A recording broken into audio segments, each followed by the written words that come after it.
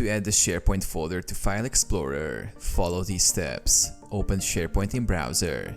Navigate to your SharePoint site using a web browser and go to the document library containing the folder you want to add.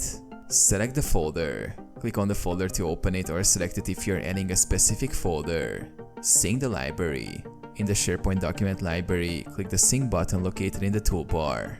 This button typically appears at the top right of the page and may be labeled as Sync or have a cloud icon.